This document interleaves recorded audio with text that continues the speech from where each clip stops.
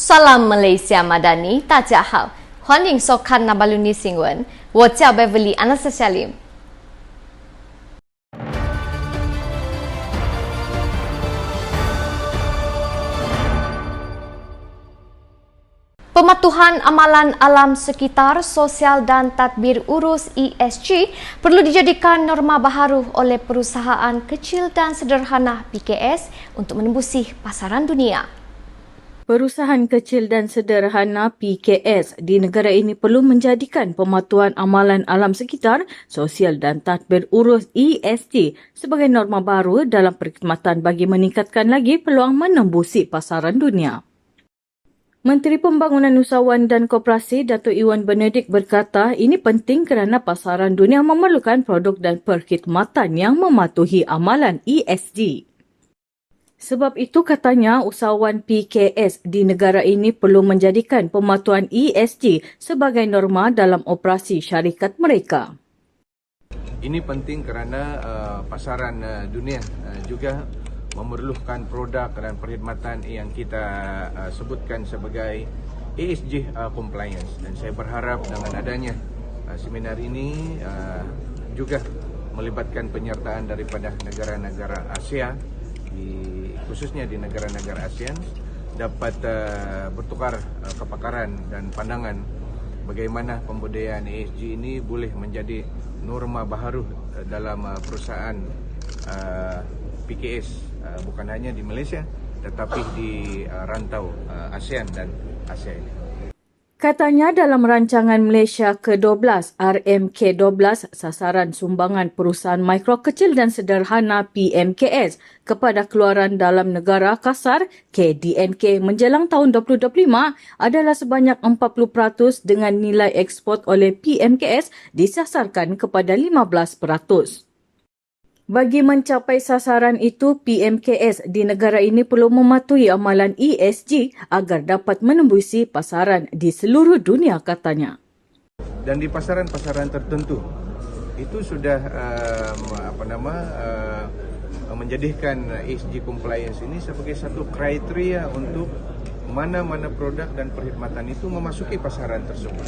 Sebab itu penting untuk PKS di Malaysia untuk turut sama menjadikan ESG compliance ini sebagai norma di dalam operasi syarikat mereka. Sudah tentu ia penting untuk ekonomi negara sebab kita ada sasaran terhadap PKS ini, nilai ekspornya dalam dasar keusahawanan negara kita, sumbangan kepada KDNK. Jadi ini ESG, pengamalan ESG ini sangat-sangat bertepatan sekali dan kita harus tingkatkan lagi tahap kesedaran. Iwan berkata demikian ketika ditemui pemberita selepas merasmikan program Dialog Dasar dan Bengkel PKS ASEAN Hong Kong China AHKC ke arah ESG 2024 di Kuala Lumpur pada 27 Jun. Program itu disertai lebih 300 peserta dari PKS tempatan, negara-negara anggota ASEAN serta Hong Kong dan China. Iwan berkata kementeriannya telah melancarkan garis panduan pantas pematuhan ESG untuk PMKS di negara ini pada Februari lalu. Sebab itu di peringkat kementerian kita telah melancarkan ESG Quick Guidelines ataupun panduan asas ESG kepada PMKS di negara kita yang telah kita lancarkan pada bulan Februari tahun ini. Dan mudah-mudahan dengan ada panduan tersebut dan dengan seminar seperti ini ataupun program berterusan yang akan dilaksanakan oleh Kementerian Pembangunan Usahawan dan Koperasi, oleh agensi-agensi kita seperti SMECOP dengan libat urus berterusan dengan pelbagai persatuan yang mewakili PMKS di negara kita ini, ianya akan seterusnya dapat mencapai sasaran yang kita tetapkan dalam dasar keusahawanan negara melalui pengamalan ESG ini. Beliau berharap seminar ini menjadi platform bertukar kepakaran dan pandangan mengenai kepentingan pematuhan ESG agar menjadi norma baru dalam perusahaan PKS bukan hanya di Malaysia tetapi juga di rantau ASEAN. Hari Perusahaan Sosial Negara disambut buat julung kalinya tahun ini. Kementerian Pembangunan Usahawan dan Koperasi KUSKOP melancarkan sambutan Hari Perusahaan Sosial Negara yang julung kalinya diadakan tahun ini. Majlis pelancaran itu disempurnakan oleh Menterinya Dato' Iwan Benedik di Asia School of Business ASB di Kuala Lumpur pada 27 Jun. Ketika berucap pada majlis itu, Iwan mencadangkan supaya sambutan Hari Perusahaan Sosial dijadikan acara tahunan di negara ini dan disambut pada tarikh yang sama seperti World Social Enterprise Day. Katanya meskipun Hari Perusahaan Sosial di peringkat global disambut pada hari Khamis ke-3 bulan November setiap tahun, namun sambutan Hari Perusahaan Sosial tahun 2024 diadakan pada 28 Jun bersempena dengan Semai Summit 2024. Iwan berkata kerajaan akan meneruskan usaha untuk menambah baik ekosistem keusahawanan sosial bagi membangunkan lebih banyak perusahaan sosial di Malaysia. Menurut beliau, kementerian telah menambah baik kerangka penarafan perusahaan sosial supaya proses penilaian penarafan menjadi lebih telus dan berkesan. Selain itu, satu tahap penarafan baru telah diperkenalkan iaitu Tunas Perusahaan Sosial atau Aspiring SE. Ia bagi membolehkan lebih banyak usahawan baru menceburkan diri dalam perusahaan sosial serta dapat diberi penarafan dan galakan untuk menjadi perusahaan sosial, katanya. Iwan berkata sejak diperkenalkan pada Januari 2024 sehingga kini, sebanyak 79 perusahaan sosial telah mendapat penarafan Tunas Perusahaan Sosial. Bilangan perusahaan sosial yang mendapat penarafan perusahaan sosial asas pula ialah 224 manakala perusahaan sosial deklarasi ialah 20 sehingga 27 Mei 2024, katanya. Pada majlis itu, Iwan turut menyampaikan sijil penarafan perusahaan sosial dekreditasi kepada 15 daripada 20 usahawan sosial yang telah berjaya mendapat penarafan tersebut. Turut hadir di majlis ini Ketua Setiausaha KUSKOP Dato' Sri Suryani Ahmad. Sejumlah 716 juta ringgit potensi pelaburan dalam perniagaan franchise berjaya dicatatkan sempena pameran dan persidangan franchise antarabangsa Malaysia 2024. Sejumlah 716 juta ringgit potensi pelaburan perniagaan franchise berjaya dicatatkan sempena pameran dan persidangan franchise antarabangsa Malaysia 2024 FIM 2024 kali ke-31 baru-baru ini.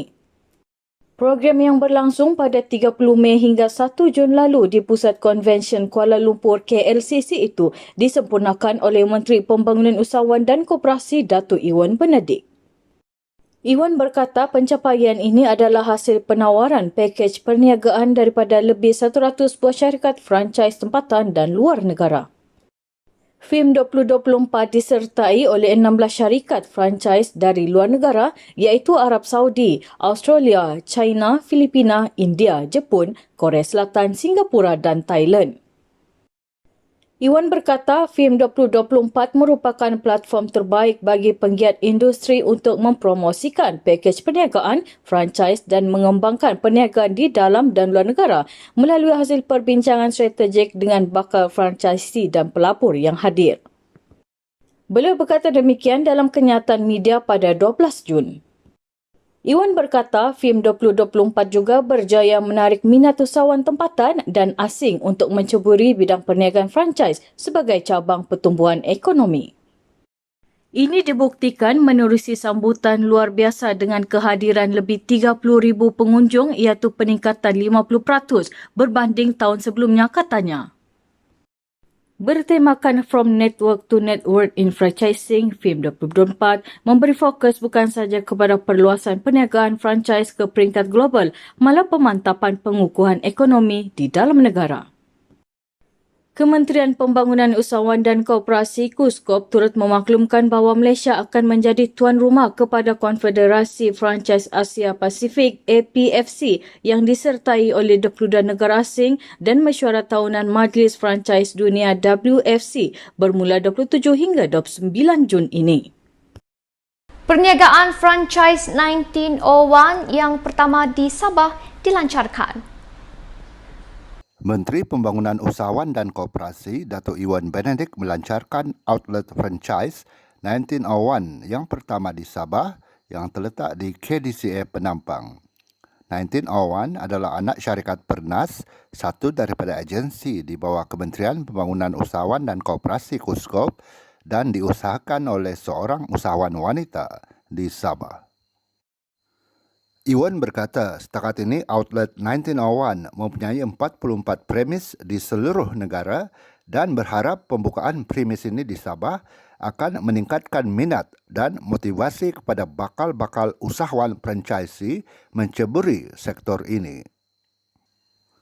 Bagi Sabah, dari tahun 2007 sehingga hari ini, Pernas telah membangunkan seramai 63 usahawan franchisee dan telah menyalurkan pembiayaan sekitar 14 juta ringgit. Ini satu perkembangan yang memberangsangkan dan saya mengalu-alukan lebih ramai rakyat Sabah akan berkecimpung dalam sektor franchise di seluruh negeri, katanya. Kita alu-alukanlah kalau usahawan di Sabah itu dapat membuka di bandar-bandar besar, pekan-pekan besar di Sabah lagi yang mempunyai populasi purchasing power yang boleh memberikan keuntungan kepada usahawan tersebut. Beliau berkata demikian ketika ditemui pemberita selepas melancarkan outlet 1901 di KDCA Penampang pada 19 Mei. Iwan berkata Pernas adalah agensi yang dipertanggungjawabkan untuk membangunkan keusahawanan franchise, akan terus memberikan perkhidmatan dan bimbingan kepada usahawan-usahawan yang berminat menceburi bidang franchise. Saya berharap rakyat Malaysia di Sabah merebut peluang yang ada untuk menceburi perniagaan dalam bidang franchise. Saya ingin melihat lebih banyak penyertaan usahawan kita dalam bidang ini. Kita tidak boleh menjadi pembeli semata-mata, tetapi harus menjadi usahawan franchisee, katanya. Peruntukan RM200,000 disediakan bagi pelaksanaan projek Tamu Desa di Tenggilan. Menteri Pembangunan Sawan dan Koperasi Datuk Iwan Benedict bersetuju menyediakan peruntukan sebanyak RM200,000 untuk melaksanakan projek Tamu Desa di Tenggilan. Beliau berkata tapak tamu desa itu telah dikenal pasti dan akan dibina di kawasan Dewan Keluarga Keturunan Dami Tenggilan. Selain itu, sebagai insentif galakan daripada KUSKOP kepada koperasi ini, Iwan juga telah menyalurkan peruntukan tambahan sebanyak RM100,000 bagi menjayakan aktiviti peruncitan koperasi. Iwan berkata demikian ketika ditemui pemberita selepas melancarkan koperasi Keesaan Damit Tenggilan Berhad di Dewan Keluarga Keturunan Damit Tenggilan pada 18 Mei. Koperasi itu yang kini disertai kira-kira 1,300 ahli telah ditubuhkan pada Januari lalu. Iwan turut mengalu-alukan rakyat negara ini untuk menubuhkan atau menyertai mana-mana koperasi sama ada koperasi keluarga, komuniti atau koperasi kampung bagi meningkatkan taraf ekonomi rakyat. Katanya kementerian telah mengadakan pelbagai inisiatif seperti program membudayakan rakyat berkoperasi dan program membudayakan belia berkoperasi. Ia bagi menggalakkan penyertaan lebih ramai rakyat negara ini dalam gerakan koperasi. Iwan turut menggalakkan koperasi yang terlibat dalam aktiviti pelancongan supaya memanfaatkan skim pembiayaan khusus untuk koperasi pelancongan yang baru dilancarkan beberapa hari lalu.